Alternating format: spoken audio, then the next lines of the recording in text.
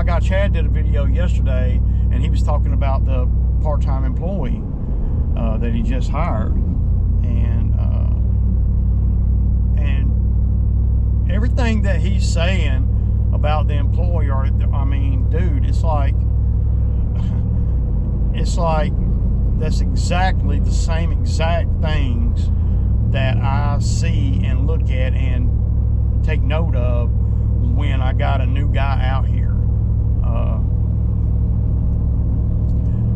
And you know, the no glasses, that's a big one, because if you got experience out here, I don't let guys come out here that and them not wearing no glasses. No, I don't do that, because I protect them from their own damn self. Now I got safety glasses, and you know, that's what they'll have to wear if they're going to be weed eating and stuff. But I don't even like guys that don't have any experience. I don't even like them weed eating. Now, and this time of year, I guess, you know, I could get away just to keep them busy, but I know that they're not going to be efficient. I know that they're, you know, going to be. I've had guys come out here and they'll weed eat one little area, and then they'll be running me down. Where do I go next? You see, and if that's the thing, and that's the issue, then that's a problem for me, because I'm already, you know, got a guy here. And then what ends up happening with me, I don't know about Chad, but what ends up happening with me is that when I bring somebody on like that, I'm usually so desperate for help that in order to get them to come to work or whatever, I entice them with money. So, and that's bitten me quite a few times, just about every time that I hire somebody that's got some experience, or they always, if somebody says they got 50% experience, then it's probably more like 10% if you had to, you know, do it on a number system. Because everybody, me included, always oversell, you know. I mean, especially when we're looking for a job. And then me on this end, I give them too much money to begin with. So then when they, and it's a pattern too, I'll admit. I give them so much money to begin with, to where there's no place for them to go until they learn. And then even when they learn, you know, they get to 50 or 60% learning, then I'm still not wanting to raise them up any. But in their eyes, they deserve a raise because they're catching on. But what I should have done, and what I should do, and what I'm going to be trying to do, is we're going to knock that down, that pay down in the beginning, to where it's not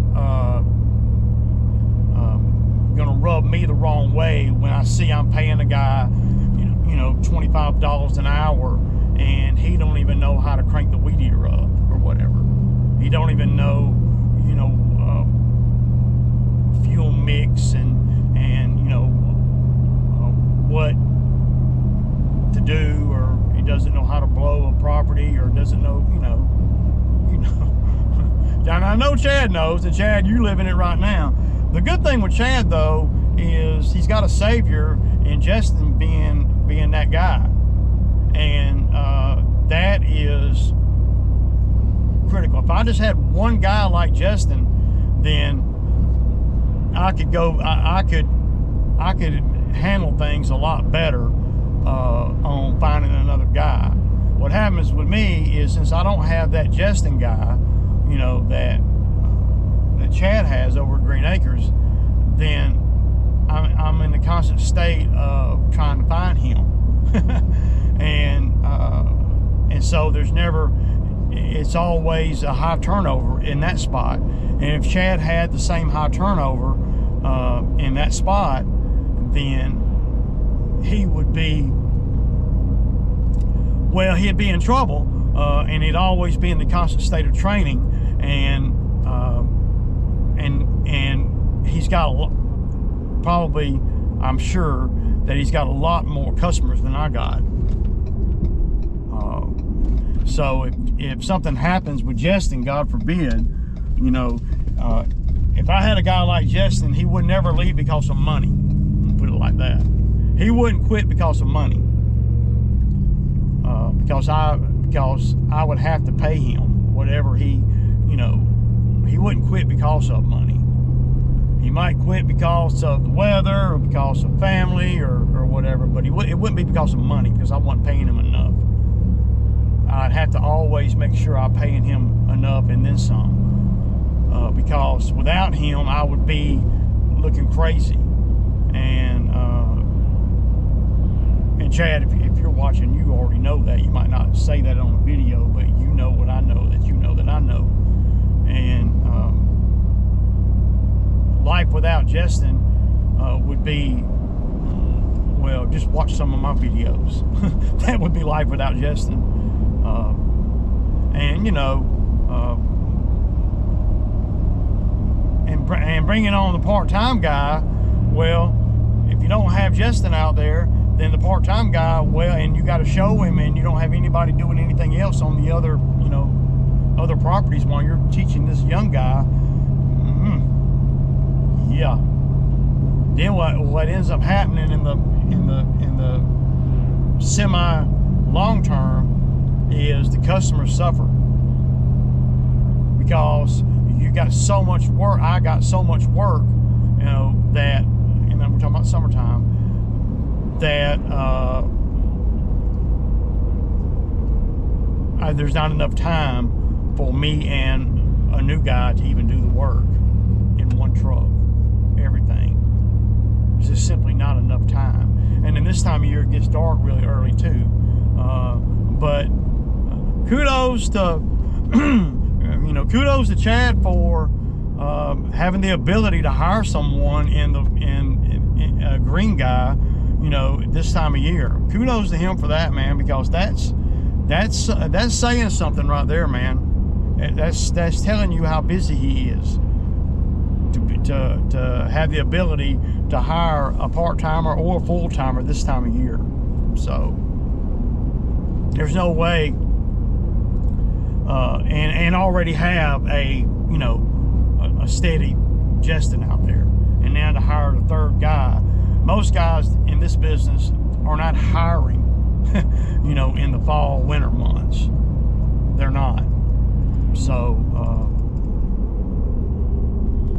and if they do hire, it's like he was saying, it's probably not going to be a greenhorn out here, because the greener they are, the more confusing things are for them in the wintertime, because the wintertime is not, you're not doing things atypical that you would normally do in the summer. So and it's really not giving a full bead on what the expectations are and everything. And for me, where I always screw up at is I get resentful because I'm paying too much money, and that ain't even their fault. That's my fault. So then when I've never had a Justin, never. I know they're out there, and maybe one day I'll find one, but if I don't, I don't. You know, I mean, doing the best I can based on what I know. And one good thing I will say, one thing about Chad that I never even considered it until yesterday, is he lives in a college town. Now that would be, well, that's a game changer right there in itself. If you're in a college town and you are doing this kind of work and you pay halfway decent, you're probably going to find some better quality guys than what I find around here. Because if it's a college student, well, and I ain't saying all of them, but if it's a college student, then he has some direction in life. Now, I'm not saying that, you know, that other people don't, but you got a leg up if you can get a, you know, a college student to come work for you in the landscape business in the summertime, because well, they're well, the likelihood of them being like the guys that I have are slim, they're enrolled in college and they're actually going to school to be something. They are motivated people, usually. Not saying anything great, but at the end of the day, it's just about the numbers. There's more young men and women in a college town than there is where I live, and that's a fact. So you're going to have more candidates that'll come out and work. Now the long-term effects, like Chad was saying, the long term, if he gets a guy to come out and he's a freshman in college, then he can come out and help for a few seasons while he goes to college. Well, that's great, man. I mean, I never even thought about that though, dude. That makes plenty of sense, man. My problem is finding quality guys. There's a million drug addicts running around, a million drunks and everything, but there's no college around me. So, but that's something I never thought about, and I usually think about everything. So kudos to Chad for pointing that out. And that says to me that if you're in a college town and you want to start a landscape business, that you're much more likely to find good labor than I am. And that can be the difference in you being successful or not. Even if the college guys are green and they don't know nothing and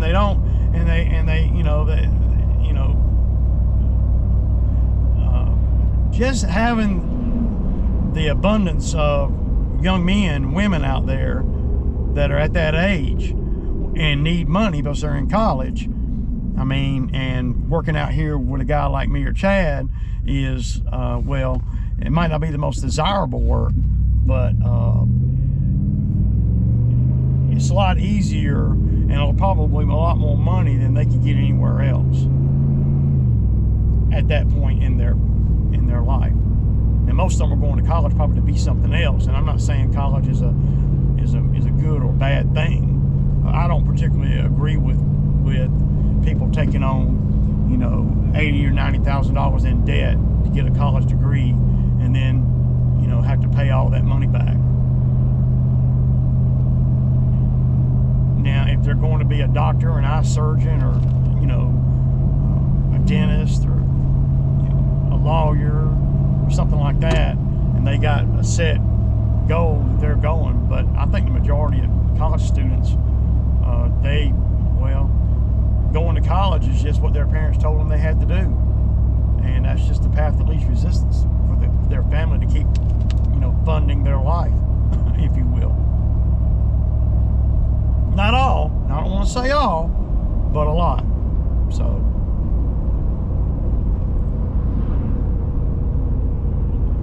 But another thing that he was talking about too with the new green guy is you can just tell. He can tell, just like I can. He can tell when a guy is even if they don't know anything.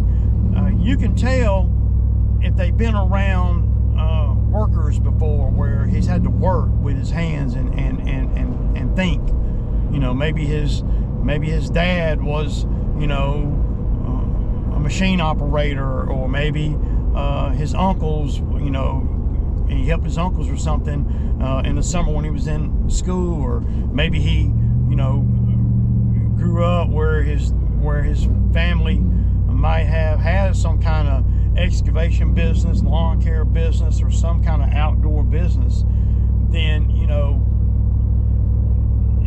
he's more inclined to pick things up a lot quicker than somebody that's worked at McDonald's or or never even had a job before. So I agree. I don't like having totally green guys out here, but in my scenario, it's a lot different than his. I don't have a lot of choices. We'll try to change that next season, but right now I need to save up to change all that. So,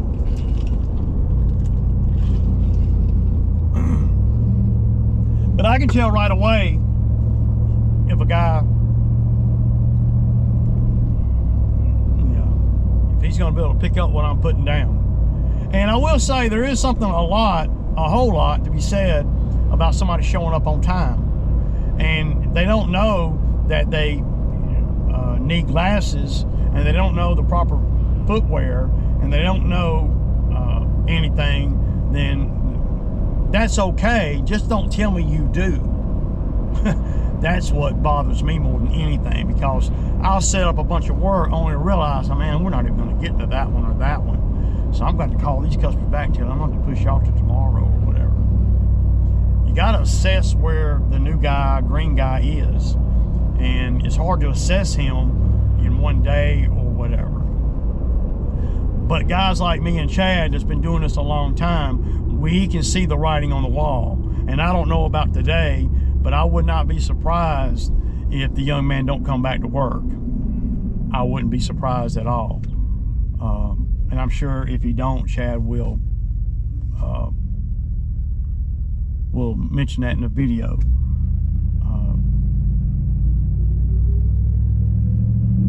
But most employers like me and Chad, we're going to bring any guys in this time of year. For me, if I bring a guy on this time of year, it's going to be part-time, because I'm not going to commit to paying full-time money and full-time hours and all when I don't even know what they're about. And I usually can figure out about what they're about within the first 3 or 4 hours.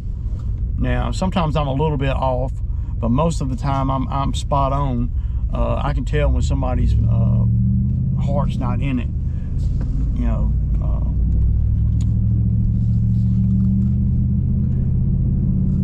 So a guy with a little bit of experience is better than, for me, is better than no experience. But a guy with too much experience, well, that's another problem on the other side too. Because too much experience, now they want to do shit their way. And especially guys that have done this on their own. I've never had any guy that comes out here, and I've had a lot of guys come out here that used to do this on their own, that ever work out.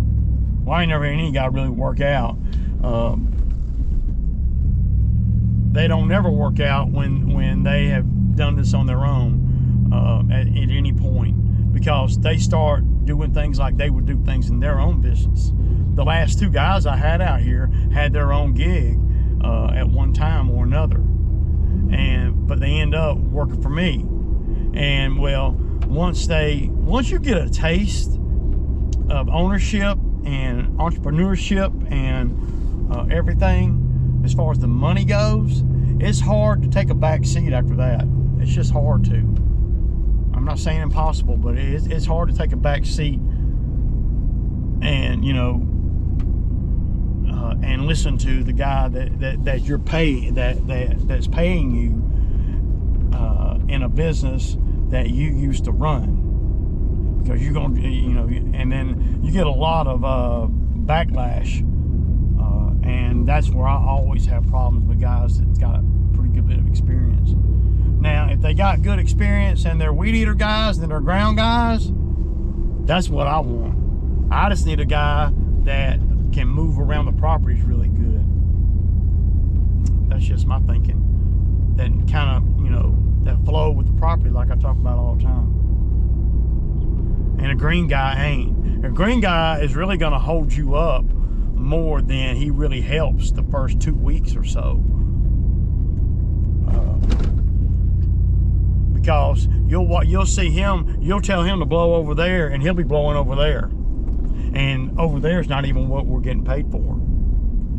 And that's just the things that you're picking up on as you're because you have to work too. You know, being on a lawnmower or whatever, you have to, you know, yeah, all that there. So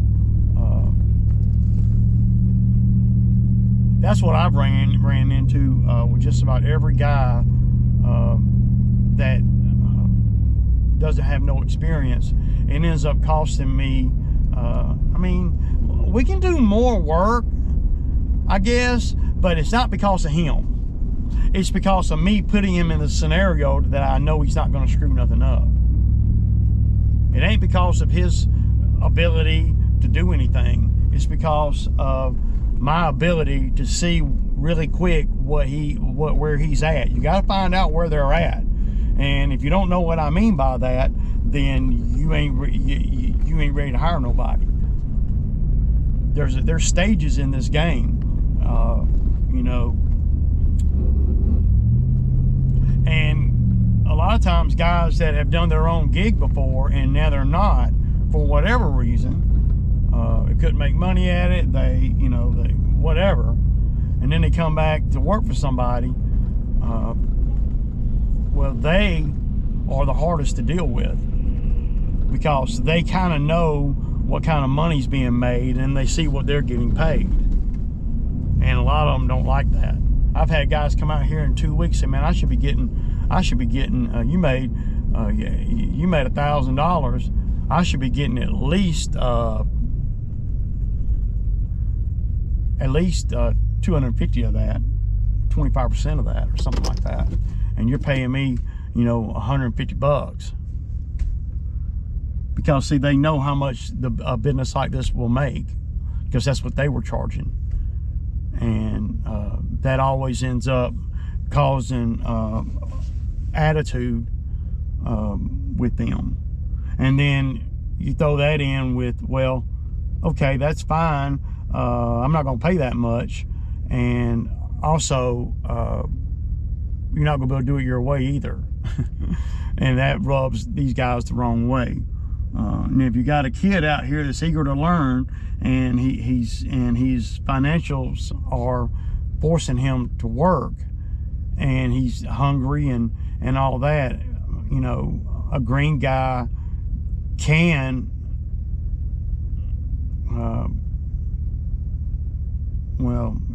help you, but the frustration limit and the frustration is way at the top. The first thing I do is I'm going to blow. And I know I had some comments in the video yesterday where everybody does it different. Well, if you mow this first, that doesn't make any sense to me, but I understand everybody does things different, and that's okay. As long as you're able to pay your bills, I guess. I'm just trying to make the best time, and it makes sense. For this yard right here, though, with it being what I can do, I got the bagger, and I'm glad I brought the bagger, because see, the bagger does good and stuff like this, the accelerated bagger, you see, but when you start getting into stuff like this, it doesn't do that great. It clogs up. You have to finesse the deck. So first thing I'm going to do is get the backpack blower, man, and I'll blow all this stuff in the little dip right there. I'll blow all this out, and the goal is to get, maybe 15 or 20% of these leaves right here, where they're a little thick on the edge here and on the concrete, and just walk a line right around the outside of that tree right there, straight up through here, straight up to the front door, and blow everything that way. And then once you get it on this side of the driveway, well, then you can just shoot it into the woods. So I'm not even going to be able to do this one right now.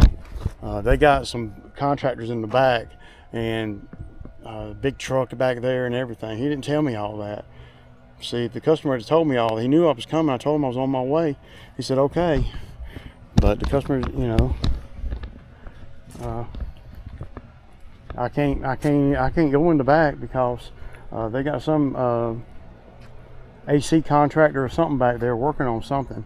I don't even know, but they're walking around right where I need to blow. I mean, so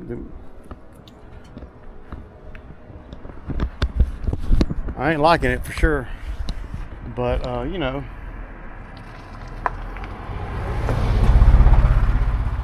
have to come back. That sucks, but I'm gonna go over here and do the other one, and then I'll come back, and hopefully they're done by then. I don't know, but I got 2 other ones I can do in this area within a quarter mile of here. So I'm just gonna well, I never took the mower off. I was gonna blow in the back, and I blew all the front. Got everything off the house where I could get it with a lawnmower, and then I was creeping around back, and yeah, there's no way. So, and there's a mess back there too. Okay, y'all. So these customers, man, they be killing Ray, man. There ain't nothing I can do over here in the back, and the back is 10 times worse than the front. So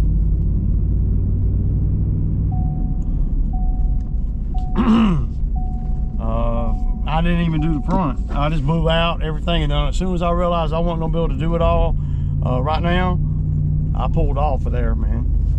I'll go over here and do this other one right up the street here, about a mile away, and then I'll got another one I could go do. I don't know. I mean, he didn't mention anything about having the contractors there, and if they're doing anything, I mean, it's such a mess back there. I walk back there and I'm like, oh my God, dude, I can't work around that. It's just not worth it to me. They got tools laying around everywhere, and I'm like, man, come on, dude. All you had to do was just tell me, man. I could put him off to tomorrow. You know, I could have went into stumps today, whatever, you know. But so now I'm headed over here to the one where y'all know I had the skid steer a couple weeks ago. Spent 2 days over here with it. Ripped out all that stuff, so they're gonna be. I know that she'll, you know, that she ain't got nothing like this going on.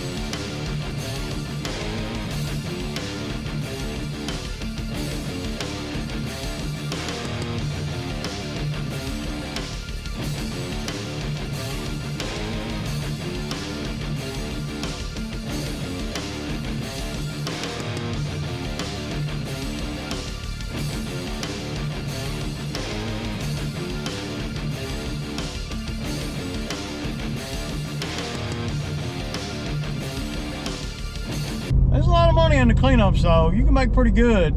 I don't know that I'm doing them the right way. I usually just let the customers, I just keep coming every 2 weeks. But see, there's been a lot of things that stop me from coming every 2 weeks. Number one being, you would think labor, right? No. The number one reason is that it's not efficient for me to come every 2 weeks. I'm not, because some of the customers don't want me to come at all on this route. So this off season, I'm gonna go back to the drawing board on that, because if I got, we'll say we'll say I got 8 on this route, right? And out of those 8, only 3 of them really have leaves. So out of those, so now you're not doing 5, and you're only coming over here to do 3. So now you're trying to incorporate more work, and there's more lucrative things that you can do besides come over here and do 3 yards. But what that does is that makes it where you don't come in every 2 weeks like our agreement, and the owners are fine with that, because then when you do come, they're not paying you any more money than what a regular lawn would be. And it ain't their fault you didn't come, because for me anyway, I'm talking about for me, it ain't their fault I didn't come. It's the way things are set up for me just to keep coming every 2 weeks. Now for all the properties around my house, that's not a big deal, right? But for the ones over here, it's a much bigger deal. So then when I do come after a month, I'm taking a hit. When really what I need to do is I need to do these over here, like treat them as cleanups. So instead of me charging, $80 or $90 to do the yard, I'll come once a month for like $250 or $300. See, and do that twice, and that's what ends up. So I end up coming over here, and I'm not making as much money as I'm supposed to. Not to mention, I'm not doing the other 5 either. So now I done turned, a 9 or 8 or 9 route, lawn route into 3, and they pay the same as they do in the summer. No matter how long I wait between trips, and it's on me. So, see what I'm saying? It sucks. It's just not the smart way to do things. And like I always tell y'all, when I started doing this business, I was just trying to make my mortgage, man. I didn't know anything, and I still, I'm learning everything that I do. I'll learn it on the job, and things are set in a way to where I'm looking now and I'm thinking to myself, this is not the most profitable way to do some of this stuff. Some of the stuff I do is extremely profitable, but then this is one part of the business that evident to me that it's not as profitable as it could be. Just trying to get better, man. That's all. All right, y'all. I'll kick it.